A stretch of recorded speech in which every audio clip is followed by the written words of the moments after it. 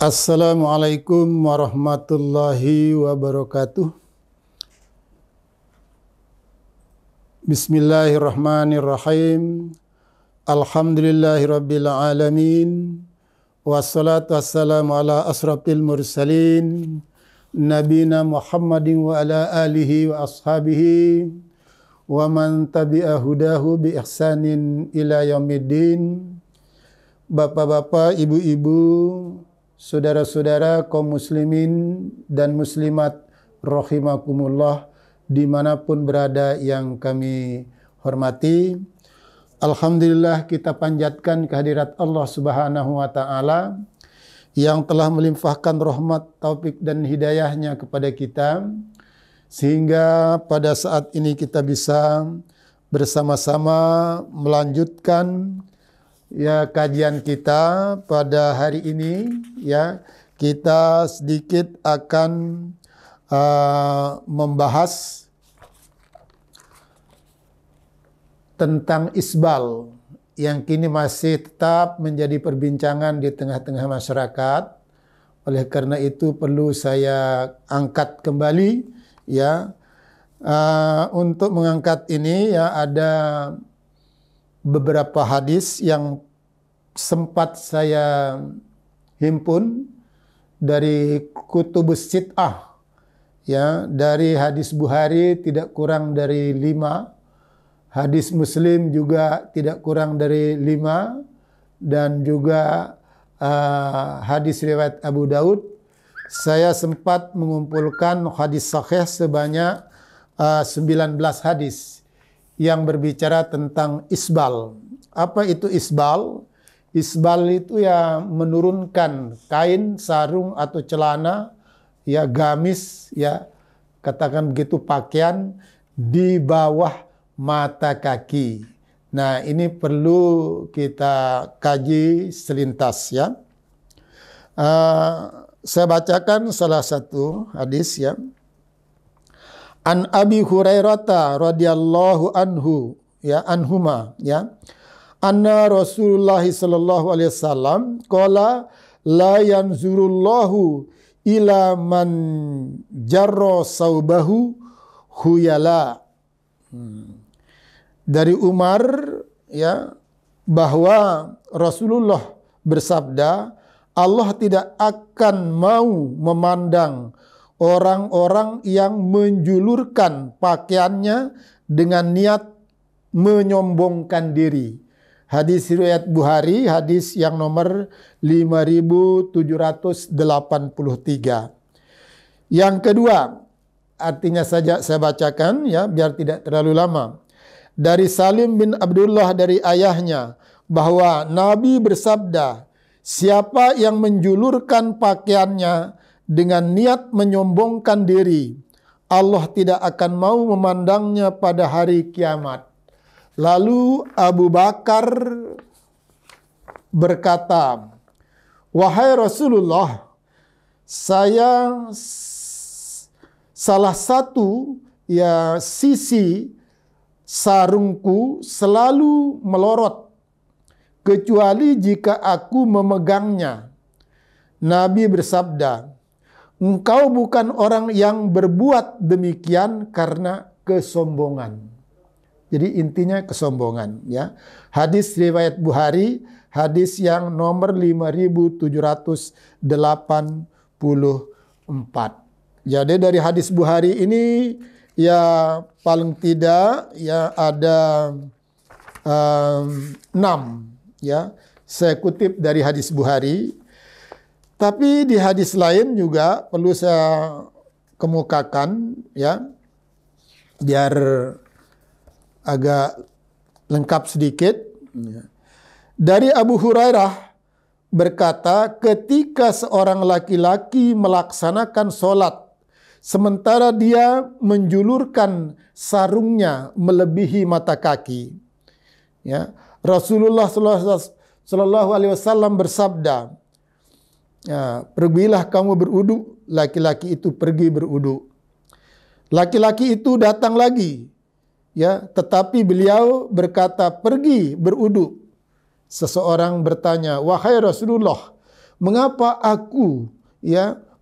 mengapa engkau menyuruh aku berwudu lagi?" Kemudian mendiamkannya. Beliau menjawab, dia melaksanakan solat dengan menjulurkan sarungnya melebihi mata kaki. Sesungguhnya Allah tidak menerima solat orang yang menjulurkan sarungnya melebihi mata kaki juga dengan kesombongan. Ini hadis riwayat Abu Daud. Lagi-lagi ya, satu lagi saya bacakan ya. Dari Abi Jurai, Jabir bin Sulaiman berkata, seseorang berkata, "Beri aku nasihat ya Rasulullah." Beliau bersabda, "Angkatlah sarungmu hingga setengah betis. Jika engkau tidak mau, angkatlah hingga kedua mata kaki." Angkatlah hingga kedua mata kaki. Jangan engkau menjulurkan sarungmu melebihi mata kaki, karena itu termasuk kesombongan. Sungguh Allah tidak menyukai kesombongan. Jika seseorang mencaci dan menghinamu dengan sesuatu yang dia tidak ketahui tentang dirimu, janganlah engkau balik mencaci makinya ya dengan sesuatu yang engkau tahu tentang dirinya. Sungguh akibatnya akan menimpa dirinya sendiri. Rawahul Abu Daud ya. Yang saya baca terakhir ini hadis nomor 4084. Dari 3 yang saya bacakan, sungguhnya banyaknya 19 hadis ya. Nah, ini hadis sahih semua. Jadi prinsipnya ya, menurunkan kain di bawah mata kaki itu termasuk isbal. Ya, termasuk kesombongan. Tetapi ya, kalau itu dilakukan dengan niat sombong. Nah, gitu loh. Mengapa? Karena waktu Abu Bakar bertanya kepada Rasulullah, "Ya Rasulullah, apakah ini termasuk sombong? Karena salah satu ujung kainku selalu melorot sampai ke bawah mata kaki kalau aku tidak pegang." Lalu ini hadis Bukhari. Ya. Nabi menyatakan, "Hai Abu Bakar, kamu tidak termasuk orang sombong." Jadi walaupun menjulur, ya toh. Nah, pada intinya adalah kesombongan. Terus hadis riwayat Abu Daud yang tadi juga saya baca, ya toh. Seseorang minta nasihat kepada Nabi. Ya. Naikkan kainmu, ya, ke betismu. Kalau kamu tidak mau naikkan ke betis, antara tumit dan betis itu, ya, naikkan kainmu itu ya sampai kedua mata kaki. Nah, gitu. Sampai kedua mata kaki. Jadi dinaikkan sampai kedua mata kaki. Berarti sampai kedua mata kaki itu boleh. Di atasnya sedikit boleh. Di atas mata kaki 1 cm, 2 cm boleh. Ya toh. Tapi jangan julurkan ke bawah mata kaki. Ya, apalagi dengan kesombongan, jangan. Nah, gitu. Nah, jadi batasnya pada intinya adalah mata kaki. Boleh di atas mata kaki sampai betis, boleh di bawah betis, di atas mata kaki 1 cm, 2 cm, boleh. Tapi intinya bahkan turun pun juga bisa. Ya, turun pun juga bisa. Kalau itu tidak disertai dengan kesombongan. Ini intinya kesombongan. Sekarang pertanyaannya, di antara masyarakat kita ada yang tidak paham ya aturan ini. Tapi mereka pakai sarung, mereka pakai bagamis mungkin, atau mereka pakai celana. Tahu-tahu di bawah mata kaki, atau pas di mata kaki, atau di bawah sedikit dari mata kaki. Apalagi pakaiannya itu ya tidak mahal. pakaian kasar, pakaian murahan. Apa mungkin itu dilakukan dengan kesombongan? Saya pikir juga tidak itu. Justru yang mungkin ya bisa sombong itu kalau pakaiannya berharga mahal sampai jutaan umpamanya kan gitu. Nah, oleh karena itu yang inti di sini kesombongan. Ya toh, oleh karena itu ya bagi kita saudara-saudaraku kaum muslimin dan muslimat dimanapun berada, yang menaikkan di atas mata kaki jangan diiringi dengan kesombongan. Yang menaikkan apalagi sampai betis diiringi dengan kesombongan, ini juga salah. Ini intinya kesombongan. Kalau kita menaikkan kain atau sarung kita atau celana kita ya di atas mata kaki sampai ke betis dengan kesombongan, ini juga dilarang oleh Nabi. Ya toh.